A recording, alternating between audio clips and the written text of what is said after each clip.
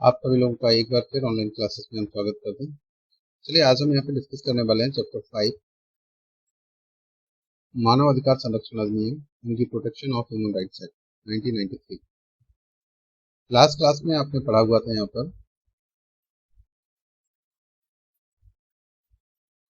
Section 21, 22 और 23 और यहाँ आज हम डिस्कस करेंगे 24 से। तो चलिए एक नजर डाल लीजिए। सबसे पहले यहाँ पर चैप्टर जो 5 है वो रिलेटेड है राज्य मानव अधिकार आयोग से, यानी कि स्टेट ह्यूमन राइट कमीशन।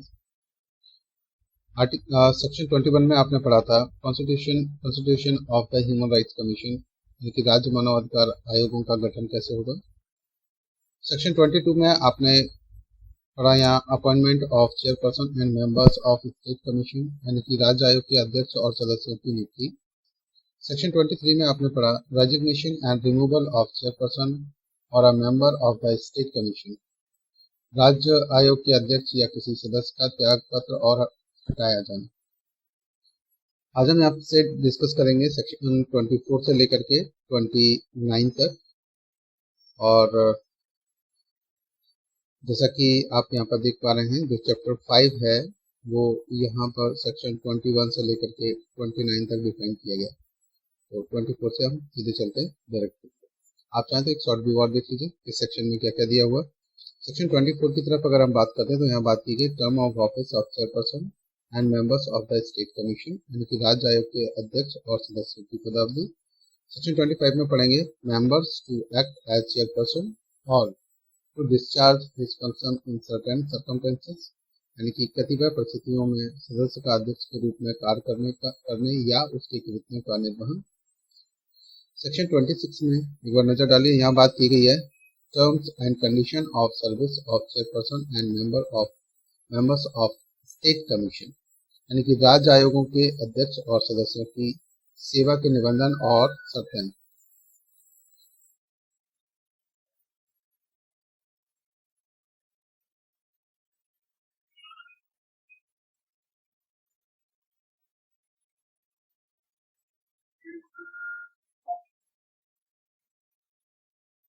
चलिए जरा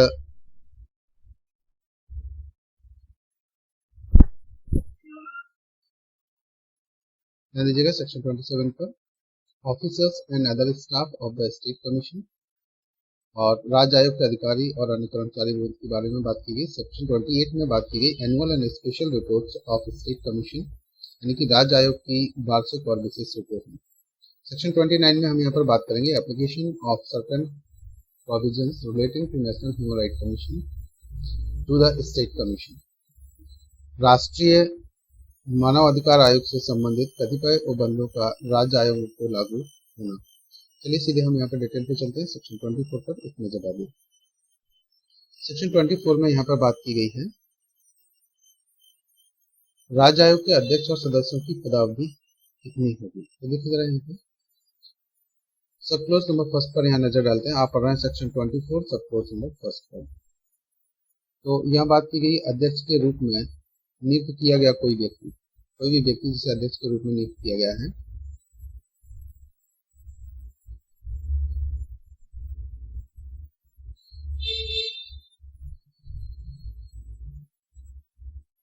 अपने पद ग्रहण की तारीख से 3 वर्ष की अवधि तक या 77 वर्ष की आयु प्राप्त कर लेने तक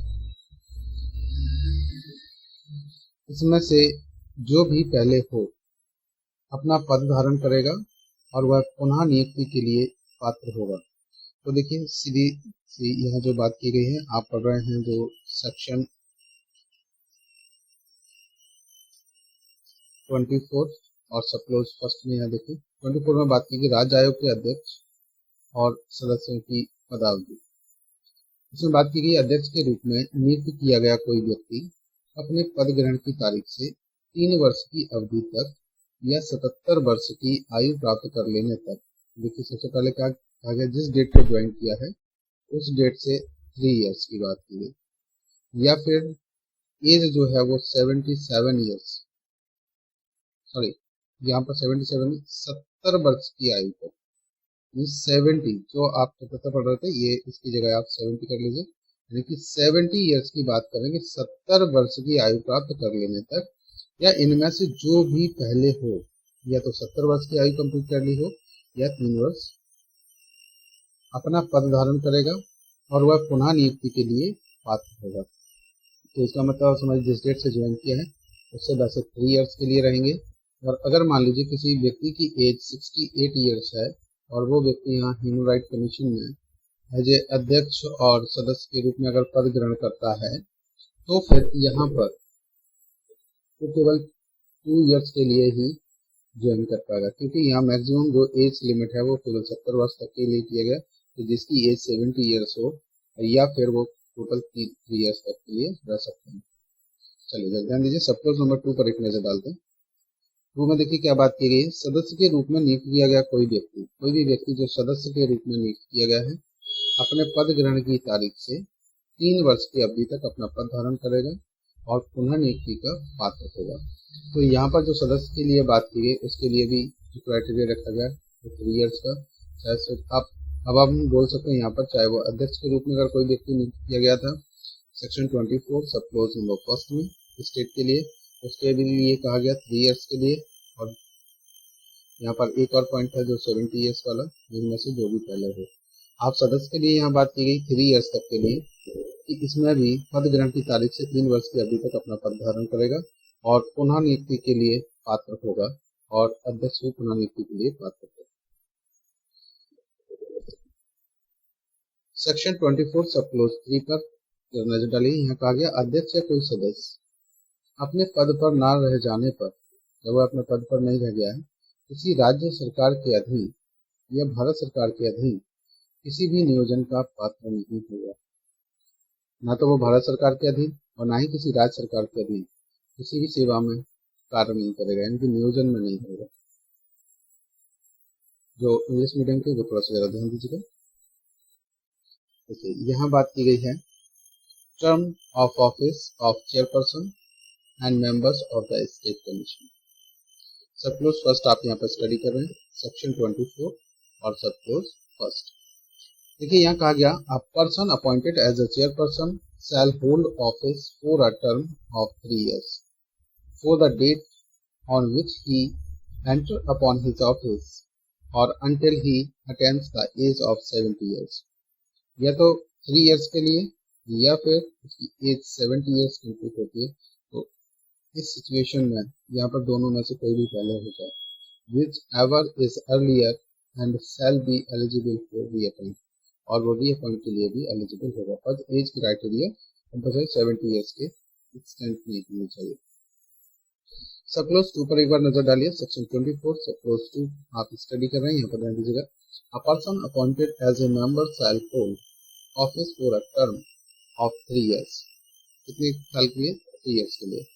for the date on which he enters upon his office and shall be eligible for reappoint, और टेस्ट के लिए अपॉइंट होगा वो रीअपॉइंट के लिए एलिजिबल भी होगा। प्रोवाइडेड दैट में जरा ध्यान दीजिएगा, provided that no member shall hold office after he has attend the age of 70 years। Means देखिए आप यहाँ पर केवल प्रोविजंस को चेक कर लीजिए। आपने पढ़ा सेक्शन 24 सब क्लॉज फर्स्ट, इसमें इसके लिए बात की गई थी चेयरपर्सन के लिए। चेयरपर्सन कितने दिन के लिए कर सकते हैं? 3 इयर्स के लिए, और अगर 70 इयर्स हो जाती है तो फिर मैक्सिमम 70 इयर्स तक चलेगी। वही सेम कर यहाँ पे कौन सा सेक्शन है? Section 24 sub clause first. फिर यहाँ पर किसी मेंबर के लिए अगर हम बात करें तो यहाँ पर बात की गई है सेक्शन 24 सब क्लॉज 2 में। सेम क्राइटेरिया है 3 इयर्स का और प्लस 70 इयर्स का भी, जैसे आप ये देख पा रहे हैं यहाँ पर, ये यहाँ पर प्रोवाइडेड दैट में एंट्री करनी होगी। तो दोनों के लिए एज क्राइटेरिया इक्वल ही है, चाहे वो अध्यक्ष हो चाहे वो मेंबर हो, बस सेक्शन का डिफरेंस है। Section 24 sub clause first chairperson के लिए और सेक्शन 24 सब क्लॉज 2 मेंबर्स के लिए। 3 में जरा ध्यान दीजिएगा, on ceasing to hold office a chairperson और a member shall be ineligible for further employment under the government of the state और under the government of India. देखिए ये यहाँ पर इनके लिए इनको वेन किया गया है कि ना तो कोई चेयरपर्सन और ना ही मेंबर, दोनों में से कोई भी क्या होंगे? Ineligible for further employment. ये इनएलिजिबल रहेंगे फर्दर एम्प्लॉयमेंट के लिए मीन्स ना तो ये सेंट्रल गवर्नमेंट ना ही स्टेट गवर्नमेंट के अंडर में वर्कआउट करेंगे। सेक्शन 25 पर एक बार नजर डालिए। यहाँ बात की गई member to act as chairperson और to discharge his function in certain circumstances. जो हिंदी मीडियम के वो भी एक बार नजर डालेंगे। कहा गया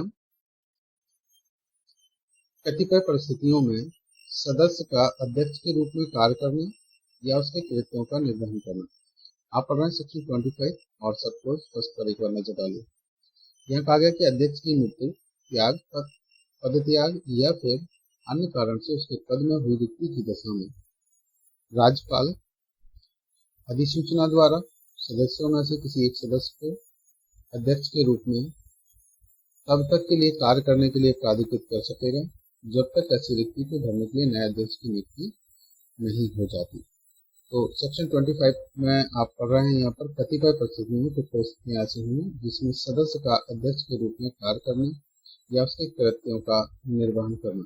जो इंग्लिश मीडियम के वो भी जरा ध्यान दीजिएगा। यहाँ बात की गई है सेक्शन 25 आप स्टडी कर रहे हैं। Members to act as chairperson और to discharge his function in certain circumstances. सब क्लोज फर्स्ट पर एक बार नजर डालिए। सेक्शन 25 और सब क्लोज फर्स्ट।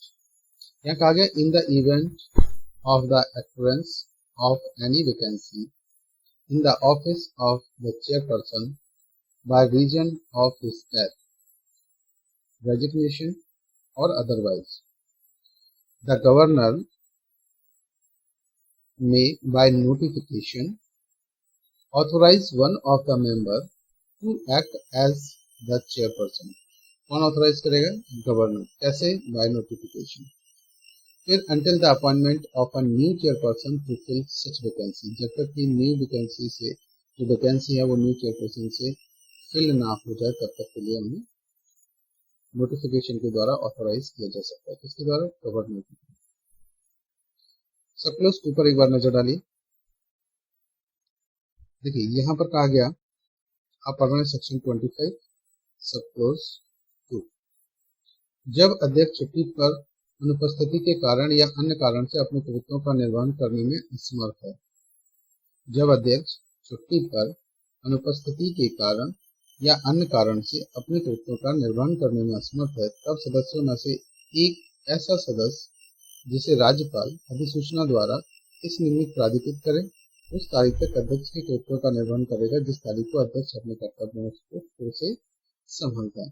तो यहाँ पर देखिए सेक्शन 25 पर और सब क्लोज फर्स्ट में आपने यहाँ पे पढ़ा हुआ था कि अगर उसकी मृत्यु हो जाए, पद त्याग हो जाए, किसी अन्य कारण से अगर पद की रिक्ति होती है तो उस दशा में राज्यपाल अधिसूचना द्वारा यानी कि नोटिफिकेशन के द्वारा से उनको एम्पावर्ड कर सकते हैं तब तक के लिए जब तक नए अध्यक्ष की नियुक्ति नहीं होती। सेकंड में क्या पढ़ रहे हैं आप? सेक्शन 25 सब क्लोज 2 में पढ़ रहे हैं कि अगर मान लीजिए अध्यक्ष जब छुट्टी पर हो और उसकी अनुपस्थिति के कारण कोई कार्य जो करने हैं उसके लिए क्या करेंगे यहाँ पर, जिसे राज्यपाल किसी भी एक ऐसे सदस्य को जिसे राज्यपाल नोटिफिकेशन के द्वारा, जैसे आपने फर्स्ट सब क्लोज में पढ़ा था, और इस निमित्त प्राधिकृत करे तब तक के लिए जब तक वो अपनी छुट्टी से वापस ना आ जाए तब तक के लिए ये अपने कार्यों को उनके कार्यों को संभाल सकता है। कौन? जो सदस्य है वो अध्यक्ष के रूप में कार्य कर सकते हैं।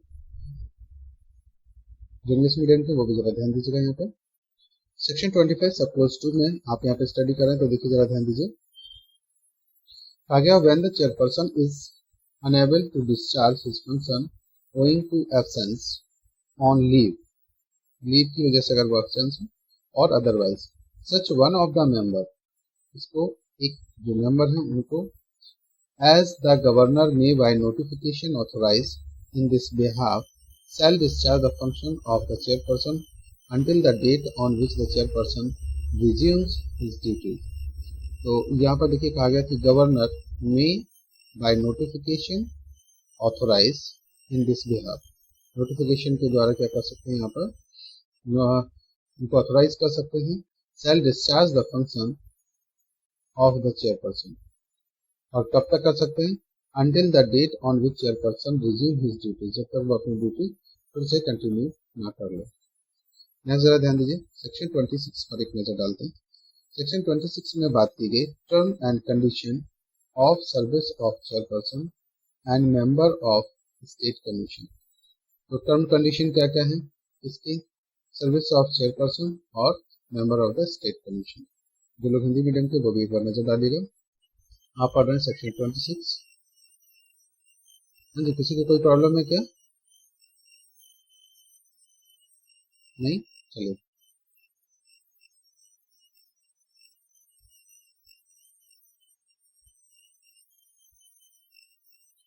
ध्यान दीजिए, सेक्शन 26 पर एक बार नजर डालें। यहाँ पर कहा गया है राज्य आयोगों के अध्यक्ष और सदस्यों की सेवा के निबंधन और शर्तें। सब क्लोज आप फर्स्ट पढ़ रहे हैं, सेक्शन 26 सब क्लोज फर्स्ट।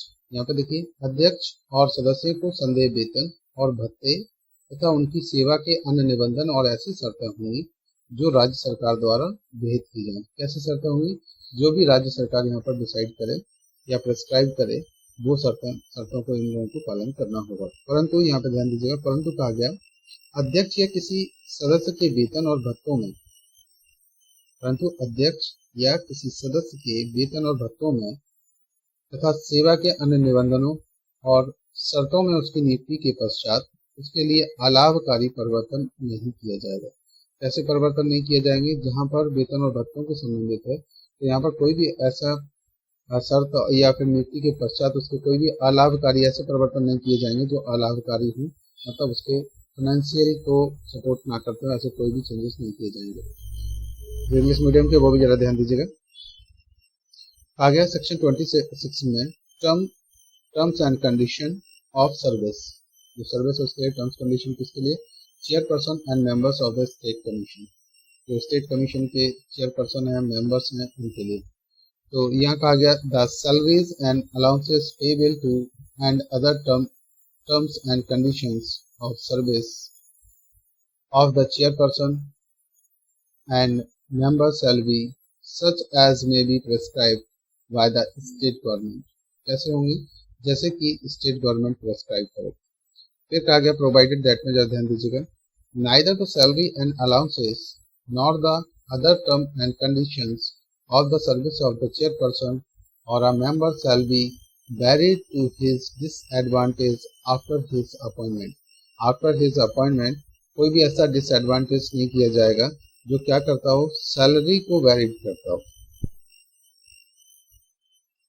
ध्यान दीजिए, देखिए, neither the salary and allowances nor the other terms and condition of service. कोई भी ऐसी जब अपॉइंटमेंट के बाद में कोई भी ऐसी टर्म्स कंडीशन चेंज नहीं की जाएगी जो सैलरी और अलाउंसेस को कम करती हो या उनको छीनती हो। चलिए सेक्शन 27 पर एक बार नजर डालें। 27 में यहाँ पर बात की गई है officers and other staff of the state commission.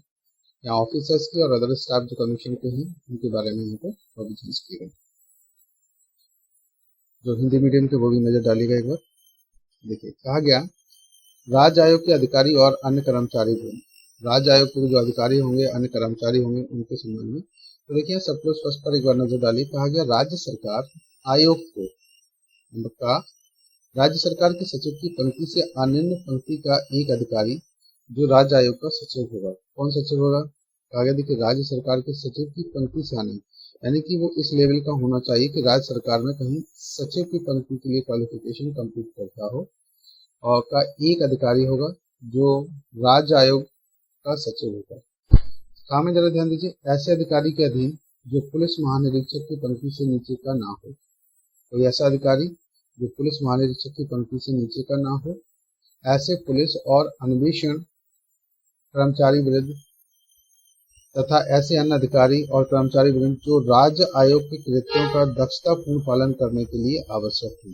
ऐसे कर्मचारी होने चाहिए जो पुलिस महानिरीक्षक की पंक्ति से नीचे के ना हो और पुलिस और अन्वेषण कर्मचारी विरुद्ध तथा ऐसे अन्य अधिकारी और कर्मचारी विरुद्ध जो राज्य आयोग के कृत्यों का दक्षतापूर्ण पालन करने के लिए आवश्यक हो, ये उपलब्ध कराएगी। कौन कराएगा? यहाँ पर राज्य सरकार। देखिए राज्य आयोग के लिए राज्य सरकार कराता, केंद्र आयोग के लिए वो केंद्र सरकार करवाती है। सब क्लोज 2 पर एक बार नजर डालिए। यहाँ पर बात की गई है ऐसे नियमों के अधीन रहते हुए जो राज्य सरकार द्वारा इस नियमित बनाए जाए। राज्य आयोग ऐसे अन्य प्रशासनिक, तकनीकी और वैज्ञानिक कर्मचारी नियुक्त करेगा जो वह आवश्यक समझे। देखिए, राज्य आयोग को जैसे कर्मचारियों की आवश्यकता होती है उसी के अनुसार वो कार्य करते हुए ऐसे कर्मचारियों को अपॉइंट कर सकते हैं। सब क्लोज 3 पर एक बार नजर डालिए। 3 पर बात की गई है,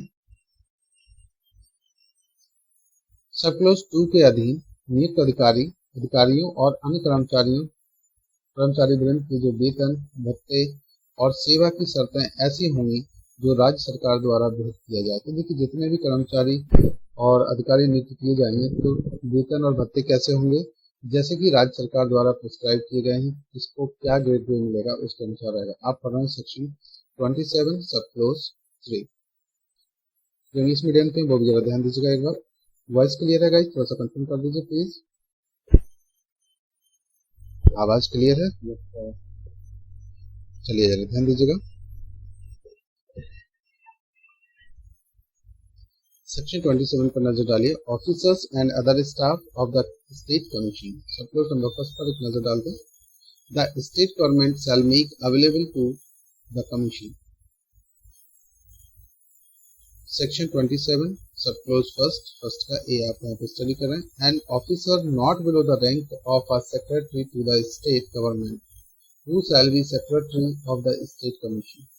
एक ऐसा व्यक्ति होना चाहिए, an officer not below the rank of, जिसको कहा जाता है किसके, not below the rank of secretary, जो कि सेक्रेटरी के रैंक के नीचे ना हो, to the state government who shall be secretary of the state commission. And B में जरा ध्यान दीजिए, such police and investigative staff under an officer not below the rank of an inspector general, इसके नीचे पद के नीचे ना होना चाहिए, inspector general of police and such other officer and staff as may be necessary for the efficient performance of the functions of the state commission। और जो क्या कर पाए, देखिए यहाँ पर efficient performance of the function of state commission, और इसके नीचे पद के नीचे नहीं होना चाहिए इंस्पेक्टर जनरल। इस पर्पज के लिए such police and investigative staff under an officer not below the rank of inspector general of police, जो पुलिस का महानिदेशक होगा उसके पद के नीचे का ना होना चाहिए। अगला जरा ध्यान दीजिएगा, यहाँ पे सब क्लोज पर एक बार नजर डालते हैं।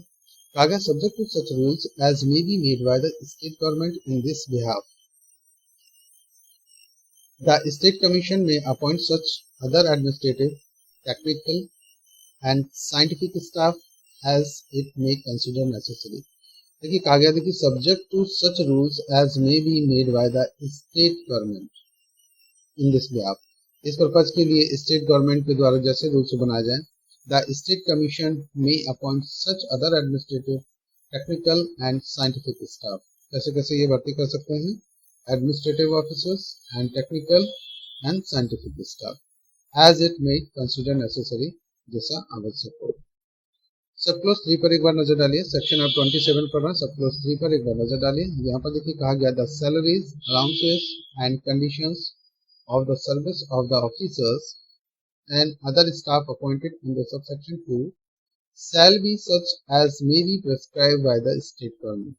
यहाँ पर अलाउंसेस, सैलरीज कैसे होंगी और जो कंडीशन होंगी सर्विस की, जैसे कि स्टेट गवर्नमेंट यहाँ पर प्रेस्क्राइब करे, मे बी प्रेस्क्राइब, देखिए लिखा हुआ may be prescribe bye the state government, जैसे स्टेट गवर्नमेंट प्रेस्क्राइब करें उसके आधार पर उनको किया जाएगा। चलिए जरा ध्यान दीजिएगा सेक्शन 28 पर।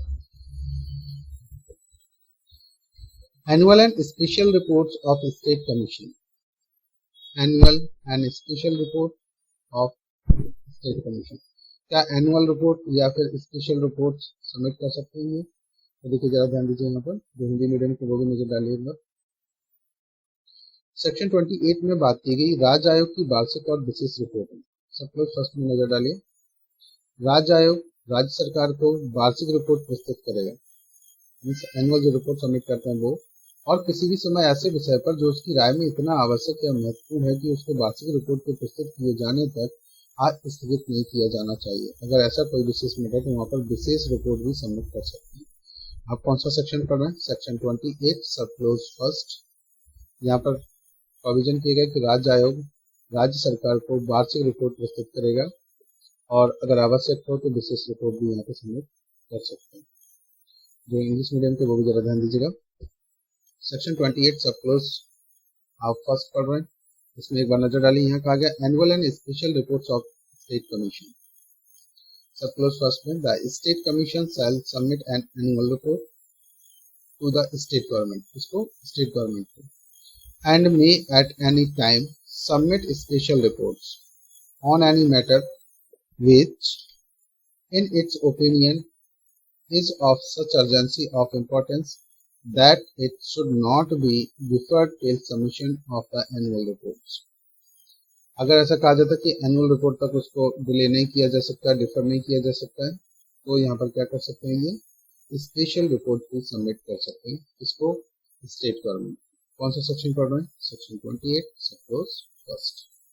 सब क्लोज 2 पर एक बार नजर डालिए।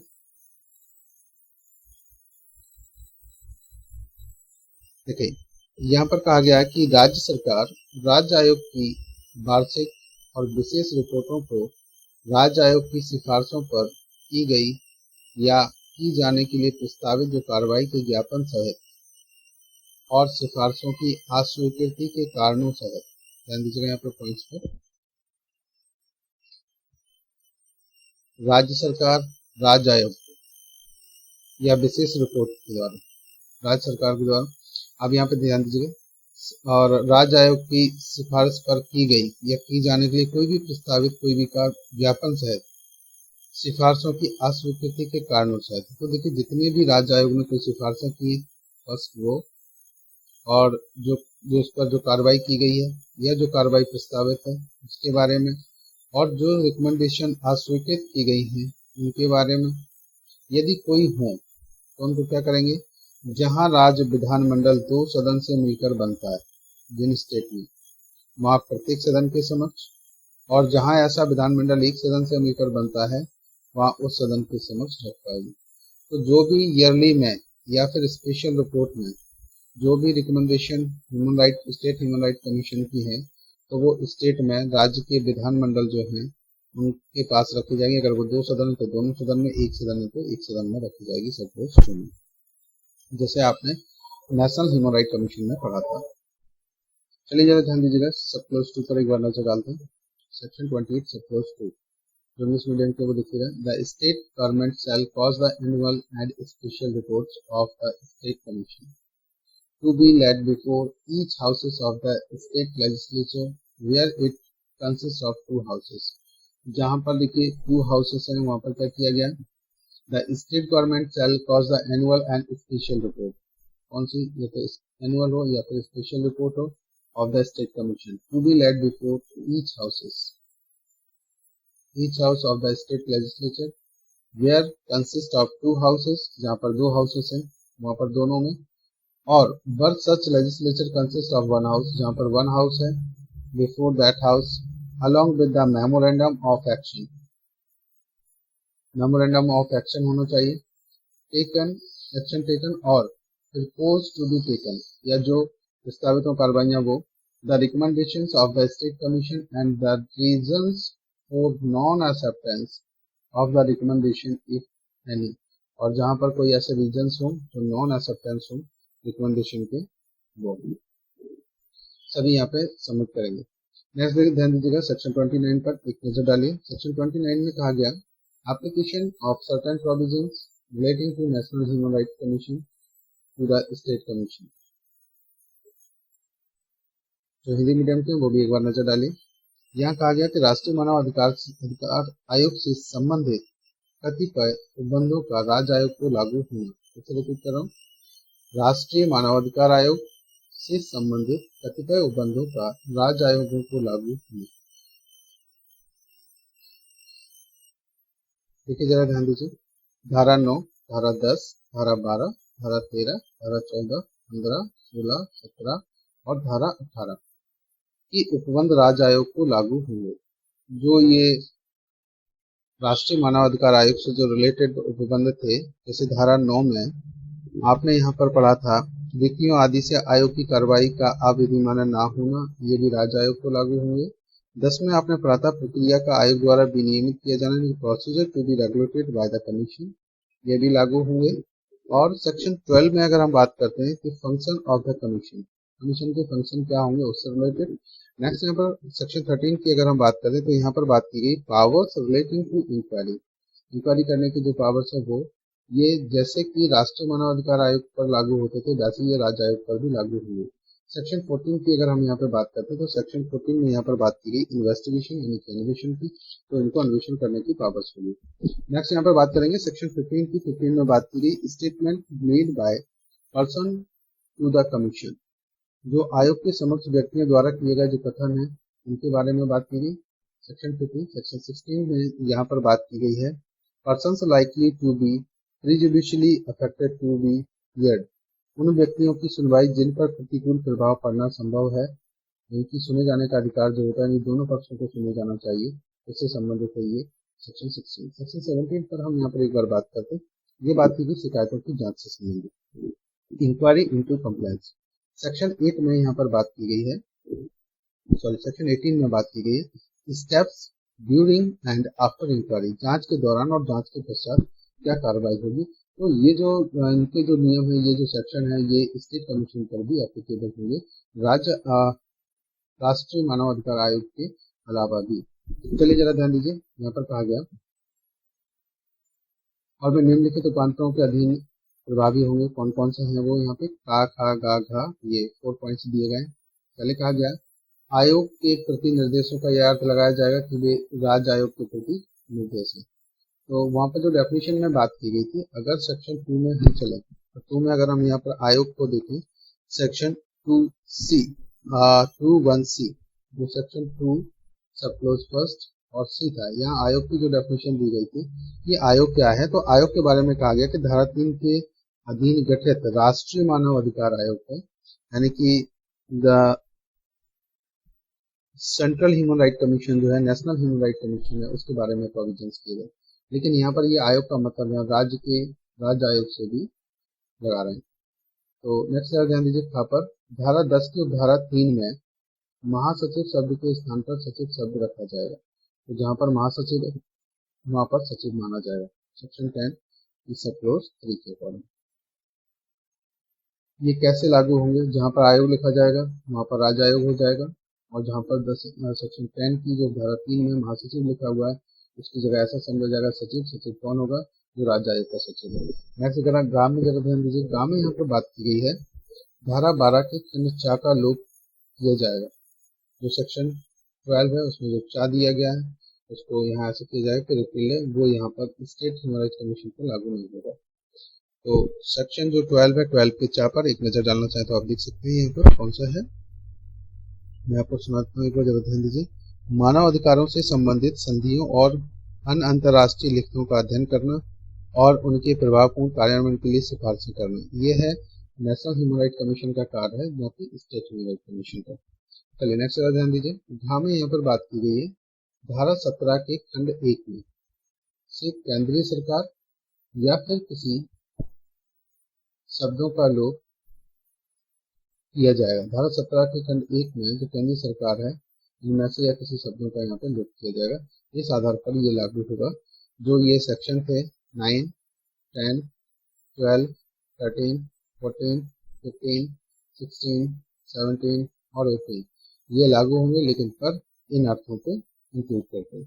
तो जहाँ पर आयोग लिखा है वहाँ पर समझा जाएगा राज्य आयोग, और जहाँ पर महासचिव लिखा है महासचिव समझा जाएगा, और 12 का जो चा है वो यहाँ पर ऐसा माना जाएगा जैसे है ही नहीं। 17 खंड 1 में केंद्रीय सरकार या किसी शब्दों का लोप किया जाएगा, तो केंद्र सरकार की जगह राज्य सरकार यूज कर सकते हैं। चलिए गाइस, तो उम्मीद कर रहा हूँ ये जो चैप्टर था यहाँ पे कंप्लीट हो रहा है। नेक्स्ट क्लास में हम फिर मिलेंगे अगले चैप्टर के साथ में। चैप्टर 5 आपका कंप्लीट हो गया, इसको आप रिवाइज करिए, और लास्ट वीडियो आप चाहें तो आई बटन पर क्लिक करके भी आप देख सकते हैं। इससे संबंधित किसी को कुछ और पूछना हो तो प्लीज बताइएगा। जल्दी से बताइए, किसी को कुछ पूछना है क्या?